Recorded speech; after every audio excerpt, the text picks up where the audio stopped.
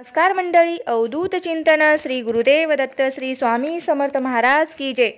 मार्गशीर्ष महिना हा 21 डिसेंबर 2025 वार शुक्रवार म्हणजे शुक्रवारपासून सुरू होत आहे। आता मार्गशीर्ष महिना म्हटलं तर अतिशय पवित्र असा महिना आहे। अर्थात प्रत्येक दिवस जर आपण सेवा केली तर तो दिवस पवित्रच मानला जातो। पण मार्गशीर्ष महिन्याचं विशेष महत्त्व आहे। या महिन्यामध्ये आपण माता लक्ष्मीची सेवा करत असतो। प्रत्येक गुरुवारी महालक्ष्मीची पूजेची मांडणी करून व्रत वैकल्य करत असतो आणि त्यामुळे माता लक्ष्मी आपल्यावर प्रसन्न होत असते आणि भरभरून आपल्याला आशीर्वादही देत असते। तर बघा, या व्यतिरिक्त आपल्याला जवळच्या या मार्गशीर्ष महिन्यामध्ये खूप असे पवित्र सण असतात। त्यामध्ये दत्त जयंतीनिमित्त सर्व स्वामी समर्थ केंद्रामध्ये अखंड नामजप यज्ञ सप्ताह सुरू होणार आहे। ज्यांना कुणाला गुरुचैत्र पारायण करण्याची इच्छा असेल त्यांनी आवर्जून आपल्या जवळच्या केंद्रामध्ये जाऊन पारायण करावं। पण ज्यांच्या घराजवळ केंद्र नसेल त्यांनी घरच्या घरी गुरुचैत्र पारायण केलं तरी चालतं। अर्थातच आपल्यासाठी हे फलदायी ठरणार आहे। या व्यतिरिक्त ज्यांना गुरुचैत्र पारायण करणे शक्य होणार नाही, म्हणजे काहीही कारण असतील, कामामुळे जमणार नसेल किंवा तुमचे काही वैयक्तिक कारण असेल, तर त्यांनी केंद्रामध्ये प्रहराची सेवा केली तरी चालतं। कारण गुरुचैत्र पारायण केल्या इतकंच प्रहराची सेवा केल्याचं आपल्याला फळ मिळत असतं। त्यासोबतच तुम्ही स्वामी चैत्र पारायण, नवनाथ पारायण, दुर्गा सप्तशती पारायण, होम हवन यज्ञ सगळं काही या दिवसामध्ये होत असतं। त्यामुळे तुम्ही जवळच्या केंद्रामध्ये जाऊन याचा लाभ घेऊ शकतात। त्यानंतर तुम्ही जी 4 तारखेला दत्त जयंती येणार आहे, म्हणजेच आपल्यासाठी जणू काही एक असा अद्भुत क्षण आहे। त्यामुळे दत्त जयंतीसाठी देखील अनेकांनी काही सेवा सुरू केलेल्या आहेत, तर त्या सेवा देखील आपल्याला आवर्जून करायच्या आहेत। त्याविषयीचे काही संबंधित व्हिडिओ मी आपल्या यूट्यूब चॅनलवर अपलोड केलेले आहेत, ते तुम्ही बघू शकतात। जर तुम्हाला काहीच सेवा करणं शक्य होणार नसेल तर कमीत कमी नित्य सेवेमध्ये दिलेले गुरुचैत्र अवतरणिका आणि स्वामी चरित्र अवतरणिका देखील तुम्ही वाचू शकता। त्यासोबतच गुरुचरित्रातील 9वा, 14वा किंवा 18वा अध्याय हे देखील तुम्ही वाचू शकता। त्यासाठी तुम्हाला गुरुचरित्राचं मोठी पोथी काढण्याची गरज नाही, तर त्यासाठी तुम्ही सेपरेट पुस्तक घेऊ शकतात आणि त्याचं अध्ययन करू शकता, म्हणजेच वाचू शकता। कारण मोठी पोथी म्हटलं की ती परमपवित्र ग्रंथ आहे आणि तो 5वा वेद मानला जातो। त्यामुळे त्याला उठसूट आपल्याला स्पर्श करू शकत नाही। त्यामुळे तुम्ही सेपरेट पुस्तक आणून तुमच्या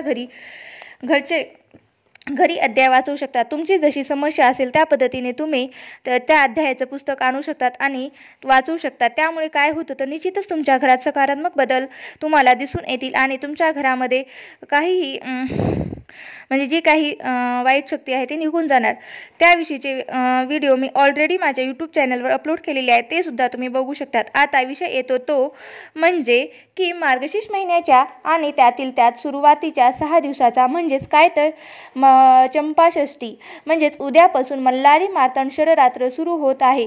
जसं की नवरात्रीमध्ये आपल्याला कुलदेवीच्या नावाने आपण घटस्थापना करतो, तसंच मार्गशीर्ष महिन्याच्या पहिल्या दिवसापासून चंपाषष्ठीपर्यंत म्हणजे 6 दिवस आपण खंडेरावांच्या नावाने घटस्थापना करत असतो। अगदी तशाच पद्धतीने घटस्थापना केली जाते आणि या 6 दिवसामध्ये सेवा देखील केली जाते।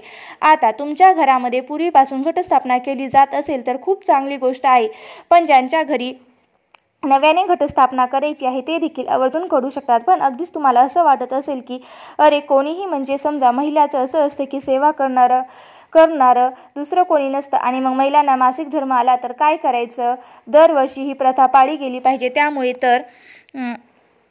त्यामुळे जर तुमचं मन चलबिचल होत असेल तर नक्कीच तुमच्या घरी दुसरी कोणी व्यक्ती करणारी असेल तर तिला तुम्ही करायला सांगा। जर तुमच्याकडे कोणी नसेल तर तुम्ही फक्त मल्हारी सप्तशतीचं वाचन करू शकता।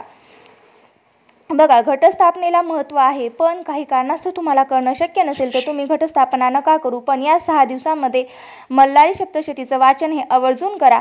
मल्हारी सप्तशती ग्रंथ तुम्हाला कुठल्याही जवळच्या केंद्रामध्ये अगदी सहज उपलब्ध होऊ शकतो।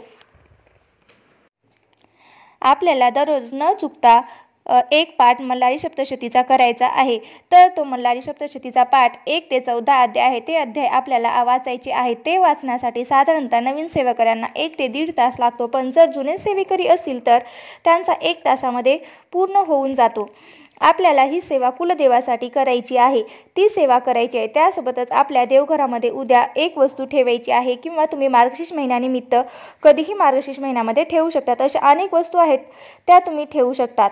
त्यामध्ये आपल्याला बऱ्याचशा गोष्टी मी तुम्हाला मागच्या व्हिडिओमध्ये सांगितल्या आहेत. त्यापैकी एक म्हणजे श्रीयंत्र, त्यानंतर कमलगट्ट्याची माळ, शंख, अन्नपूर्णे मातेची मोती. तुमच्याकडे नसेल तर तुम्ही तेही ठेवू शकता. तसेच तुम्ही कुबेर यंत्र हे पण तुमच्या देवघरामध्ये स्थापना करू शकतात, देवघरात करू शकतात. आणि तुम्हाला लक्ष्मी मातेची मूर्ती घ्यायची असेल तर तुम्ही लक्ष्मी मातेचा देखील एखादी मूर्ती करून घेऊ शकतात किंवा चांदीचा शिक्कासुद्धा करून घेऊ शकतात आणि त्याची स्थापना तुम्ही तुमच्या देवघरामध्ये करू शकतात. या व्यतिरिक्त देवघरात लागणारी कुठलीही गोष्ट जर तुम्ही मार्गशीर्ष महिन्यात घेतली तर निश्चितच त्याचा सकारात्मक प्रभाव तुम्हाला दिसून येईल. त्यानंतर माता लक्ष्मीला प्रिय असलेली कवडी ही सुद्धा तुमच्या देवघरामध्ये नसेल तर तुम्ही ती घेऊ शकतात आणि आपल्या देवघरामध्ये तिची स्थापना करू शकतात. त्यानंतर कासव. आता कासव म्हटलं तर दोन प्रकारचे असतात. एक कासव पाण्यात ठेवायचं असतं आणि दुसरं आपल्या तांदळात ठेवायचं असतं. आता ज्या कासवाच्या मागे काही आकडे लिहिलेले असतात ना ते आपल्या तांदळात ठेवायचं असतं आणि ज्याच्यावर आकडे लिहिलेले नसतात ते पाण्यात ठेवायचं असतं. जर कासव तुमच्या देवघरात नसेल तर ते देखील तुम्ही आवर्जून खरेदी करू शकतात आणि तुमच्या देवघरात ठेवू शकतात. आता सांगितल्याप्रमाणे या मार्गशीर्ष महिन्यात कधीही ठेवू शकतात, पण आपल्याला उद्याच्या दिवशी किंवा मार्गशीर्ष महिन्याच्या दिवशी कुलदेवाचे षडरात्र उत्सव सुरू होत आहे म्हणून आपल्याला उद्याच्या दिवशी ठेवायचं आहे. तुम्ही घटस्थापना करत नसाल किंवा करत नसाल तरी तुम्ही हे करू शकता. त्याच्यासाठी तुम्हाला एक खोबऱ्याची वाटी घ्यायची आहे जी सुकलेली असावी. म्हणजे ओलं खोबरं घ्यायचं नाही तर सुकलेलं खोबरं घ्यायचं. त्या खोबऱ्याची वाटी असते ती घ्यायची आणि अशा पद्धतीने खोबऱ्याची वाटी व्यवस्थित ती घ्यायची. तिला तडा वगैरे गेलेला नको, अगदी स्वच्छ वाटी घ्यायची आहे. आणि त्यामध्ये काय करायचं आहे तर आपल्याला भंडारा भरून घ्यायचा आहे.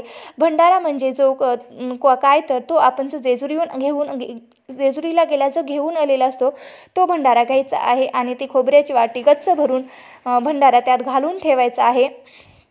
पण जर भंडारा तुम्हाला जेजुरीमधून आणलेला नसेल तर तुम्ही आपल्या घरातील हळदसुद्धा घेऊ शकतात, पण ती स्वच्छ आणि असावी. कारण मसाला डब्यातली हळद घ्यायची नाही, कारण त्यात सगळे बाकीचे मसाले पडलेले असतात. ते पडलेले मसाले खरकट, त्यामुळे हळद काय होती तर ती खरकटी असते. त्यामुळे आपल्याला देवासाठी तशी हळद घ्यायची नाही तर स्वच्छ घ्यायची असते. त्यासाठी तुम्ही नवीन पॉकेट आणून सुद्धा ती हळद घेऊ शकतात. अशा प्रकारे हळद तुम्हाला गच्च त्या वाटीमध्ये भरून घ्यायची आहे आणि ही जी वाटी आहे ती एका स्टीलच्या भरलेली हळद खोबऱ्याची वाटी आपण भरून ठेवल्यानंतर त्यावर आपल्याला एक बेलपत्र ठेवायचं आहे. तुम्ही त्यावर 1, 11, 21 अशी 51 कमीत कमी किंवा जास्तीत जास्त कितीही बेलपत्र ठेवू शकतात. आता हे बेलपत्र ठेवताना जे बेलपत्र असणार आहे ते चिरलेलं नसावं, काळजी घ्यायची. स्वच्छ बेलपत्र घ्यायचं आहे. त्यावर डाग पडलेले किंवा चिरलेले तुटलेले असं पान घ्यायचं नाही. स्वच्छ छान असं पान आपल्याला घ्यायचं आहे आणि हे बेलपत्र त्या हळदीवर ठेवायचं आहे. अशा प्रकारे आपल्याला कुलदेवाला प्रार्थना करायची आहे की आमच्या घराची भरभराट होऊ दे, जे काही संकट आहे ते टळून जाऊ दे आणि तुझा आशीर्वाद आमच्यासोबत कायमस्वरूपी राहू दे. अशा प्रकारे तुमच्या किंवा तुझा हात कायमस्वरूपी आमच्या डोक्यावर असाच राहू दे असे तुम्हाला म्हणायचे आहे. आणि ज्या काही अडचणी आहेत त्या खंडोबारायांना सांगायच्या आहेत. अशा प्रकारे त्या खोबऱ्याची वाटी आणि हळदीची स्थापना आपल्याला आपल्या देवघरामध्ये करायची आहे.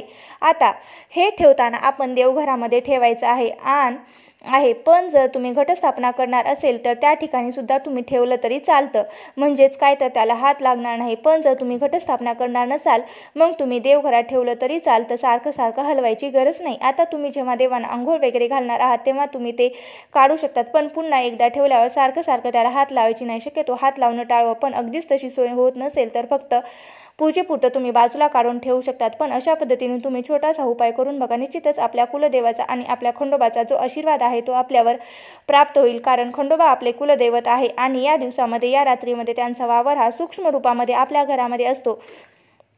त्यांच्या या दिवसामध्ये सूक्ष्म लहरी असतात. त्यामुळे ही त्यांची आवडती सेवा ही नक्की आवर्जून करा. कारण आपले गुरुमाऊली नेहमी म्हणत असतात की जो खंडोबाची सेवा करत नाही त्याच्या आयुष्याचा हा खेळ खंडोबा झाला म्हणून समजा. म्हणून आपल्याला खंडोबा महाराजांची सेवा ही करायची आहे. आता या हळदीचं आणि खोबऱ्याच्या वाटीचं काय करायचं तर आपल्याला चंपाषष्ठीच्या दिवशी पर्यंत हे असंच ठेवायचं आहे. चंपाषष्ठीच्या दिवशी आपण प्रत्येकजण तळी भरत असतो. आता तळी भरताना आपल्याला ही खोबऱ्याची वाटी काढून घ्यायची आहे. ती जी हळद आहे ती एका डबीमध्ये भरून ठेवायची आहे, कारण त्याचा आपण भंडारा म्हणून वापर करू शकतो. देवघरामध्ये कायम लागत असतो. आता तीच हळद आपण वापरू शकतो. त्यात ही हळद जर दररोज आपण आपल्या कपाळी लावली किंवा घरातील प्रत्येक सदस्यांनी किंवा लहान मुलांनी मोठ्यांपर्यंत महिलांनी सगळ्यांनी जर आपल्या कपाळाला जर ही हळद लावली तर एक प्रकारे खंडोबांचा आशीर्वाद हा आपल्या पाठीशी नक्कीच राहणार आणि आपल्यातली नकारात्मकता आहे आपल्याला नकारात्मकता जी आहे ती स्पर्शसुद्धा करणार नाही. अशा प्रकारे त्या हळदीचा वापर करायचा आहे.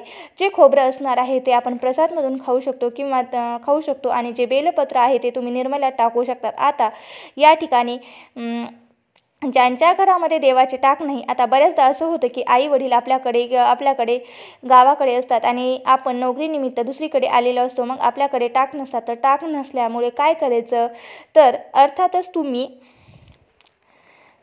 हा एक उपाय करून भलेही तुमच्याकडे खंडोबाचा टाक नसेल पण तुमच्या घरी घर तर आहे ना, मग त्या खंडोबाच्या नावाने तुम्ही जिथे कुठे राहत असेल तिथे हा उपाय करू शकता.